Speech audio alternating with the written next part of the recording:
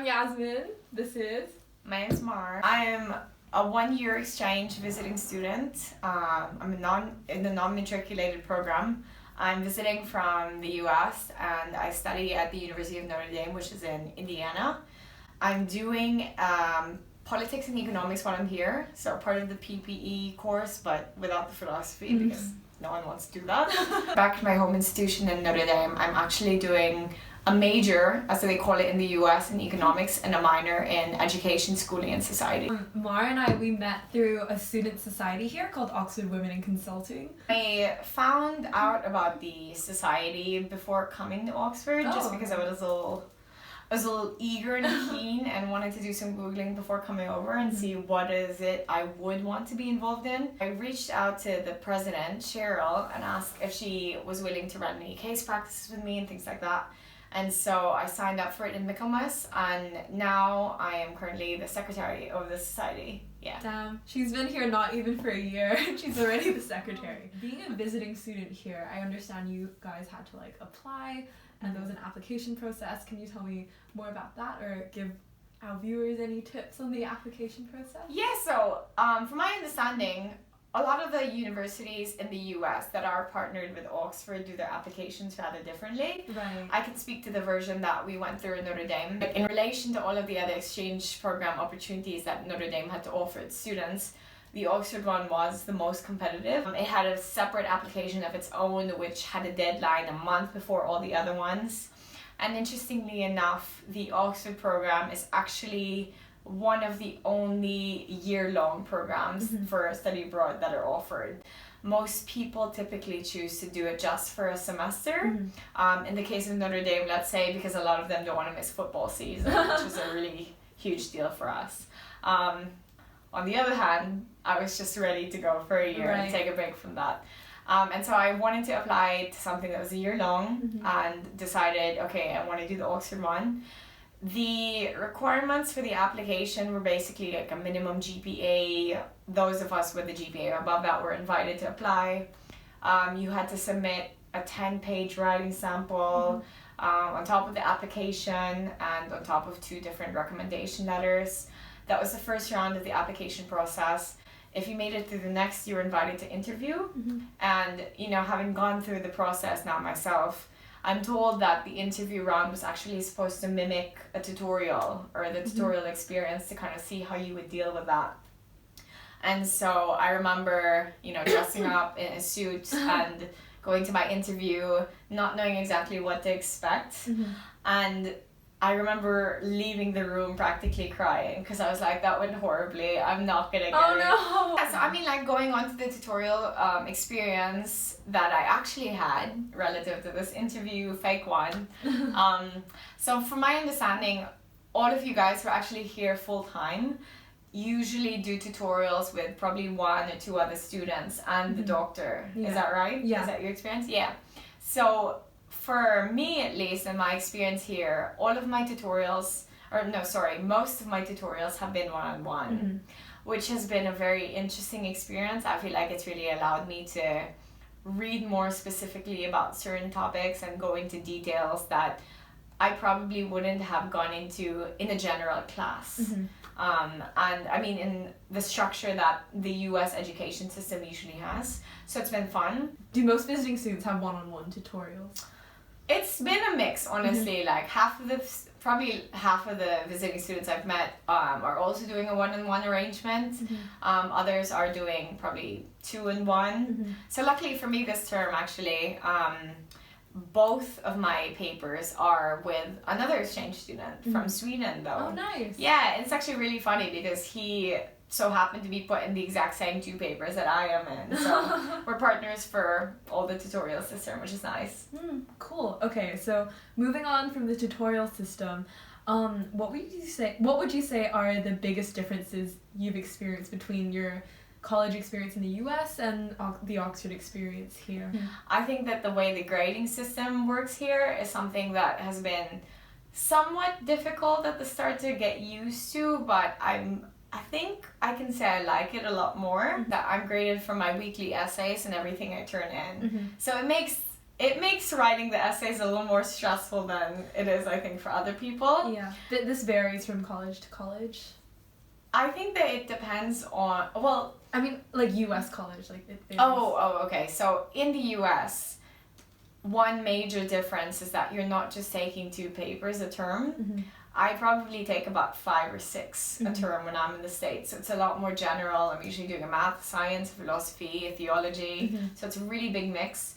And it's a very much more structured schedule. So it's more like high school in that sense. Yeah, like, it with is. The structure. Yeah, I reckon it is exactly like high school in the UK sense of it, at least. It's constant grading. It's constantly being told, okay, this is how you're doing, and getting that feedback. And I think that was one of the more difficult things for me to get used to here. I remember one of the doctors I had a tutor with last term always had to tell me, like, you need to calm down, stop worrying about it. You Americans are always so worried about the grades and things like that. And he was right, I have to say. But then I think it was also from my wanting to know and not exactly having a clear idea about how I was faring, transitioning to this new system. Yeah, because for me, like, I actually study here for 3 years. We don't get graded on our weekly essays. Like, we just get like comments and like points to improve on, but then we don't actually get grades because all our grades come from the exams at the end of the year. So perhaps that's why the tutor was like, why are you stressing? Because for him, grades aren't that serious. I think it was actually also his experience with exchange students in the past from the US. All of us seem to just be, generally speaking, according to him, like more fixated on the grades and the numbers. And I think that, you know, I really learned a lot from this tutor of mine, and find that there really is more value to learning when you're not so fixated and concentrated on the numerical grades or letters. So without having to concentrate on that and getting that feedback regularly actually allows you to think about what you're reading every week in a more meaningful and purposeful sense. Because like anyone else who's here, you get to steer it in the direction you'd want to write about and things like that. It's been nice because like, so I had the experience with one of my tutors last term where I submitted my essay the same time as the tutorial. So he wouldn't have read it prior, there wouldn't have been a grade prior to that, but we had essentially spent the whole time talking about my argument and kind of my walking through the paper. But most of the ones I'm actually taking this term require that I submit it the day before, we get it graded back before our meeting for the tutorial, and then we discuss it during the tutorial as well. I kind of like the second way better, just because, you know, it allows me to take in a lot of the comments and the feedback I've gotten from my writing and see how I can build on the argument, if not improve it. So we've talked a lot about academics. Now we're going to focus more on the social life. So what would you say are the biggest like things that you've noticed about the social culture here? Yeah, so I mean, okay, so I guess a bit more of a context for this is needed, but I'm originally from the Philippines and I was born and raised there, where there is, okay, legally the drinking age is 18. When I went to the US, where the drinking age is 21 and it's very strictly enforced, you know, it kind of pissed me off, I'm not gonna lie, that I couldn't even have like a glass of wine with dinner and things like that. And so, you know, going from that experience in the US where I was seeing freshmen drinking alcohol for the first time and just losing it within the first 30 minutes to coming back to this context where it's like, okay, it's a more regular thing and people go to pubs casually. I find that people go to like drink and have drinks much more frequently here. Like people drink typically from like Mondays to Fridays, I think, and then the weekends are kind of when people are banging out their essays, which is a bit of a reverse. I love how it's a lot more casual here, and because it's more casual, people are more responsible with their drinks. I love, and was so surprised when I first came here and they were like, oh, we're gonna go drinking in the college bar. And I couldn't put the two together and reconcile the fact that, okay, the college has a bar where you can get alcohol for cheaper. Yeah, so almost all colleges have their own bars. Yeah, so that was really interesting for me to kind of see. But with that being said, there, like, even though it is normal to drink, there isn't, I wouldn't say there's a pressure. Like, you can always find people who don't drink for like health reasons or personal reasons or religious reasons, and that is just accepted. Yeah. And almost like all college bars and like bars in general will have lemonade and like soft drinks. So Yeah. so the bar is more of a social place than like an alcoholic place, I would say. Definitely, yeah. Like Yeah. it doesn't have the same bar connotation, let's say, that it would in the US. And I really quite like how it's a lot more of a socially conducive area, so you can hear each other talk. It's not like we're trying to speak over the loud music or whatever. And so I've really appreciated that. Kind of touching on what you said about it being acceptable, let's say, not to drink. Yeah. That was one of the things I think I had not necessarily a difficult time with, but I felt was more of an issue, let's say, in the US. I felt like it was a lot more difficult to be going in and out of friend groups, let's say, where one drinks and one doesn't drink, you know? So it was either you were in drinking friend group or non-drinking friend group. And so while people would say there's really no stigma, there's really no issue if you don't want to drink, it kind of felt like there was at certain times. And so I appreciate like that flexibility with it now and that more open feel to it. What would you say are the best things about being a visiting student here? Oh my gosh, best things. Okay, I love having my own flat. Definitely. I was so excited to hear that coming here. I know a lot of people were telling me like, yeah, British people don't really like sharing rooms, so that's so odd to be doing that and things like that. Whereas in the States, like if you get a bad draw, basically, you could essentially be sharing one room with 3 other girls. And that's another thing, like in my university in the States, because it's a Catholic university, it was all very gender segregated. And so coming here was like, oh my God, there are guys walking in my hallway, like what are you doing here? I've loved that more inclusive, kind of diverse feel of it. So that's been interesting. I really love the cultural diversity that I think is a lot more prominent in the UK and Europe in general, but let's not talk about the distinction anymore. But yeah, a lot of times I think, also given the fact that the university I was at in the US was a predominantly white, blonde campus, I obviously am not white and blonde. I'm not the demographic. So it was a little bit of a challenge on some days more than others. And I love how here, though I am often just grouped with the other Americans because most of the exchange students are American, I don't feel as much of an alien or as foreign as I would have in the US. And you know, there's a lot more of an Asian influence, I think, around Oxford in general. There's a lot more of an openness and a receptiveness to learning about these different cultures, which I really valued, I have to say.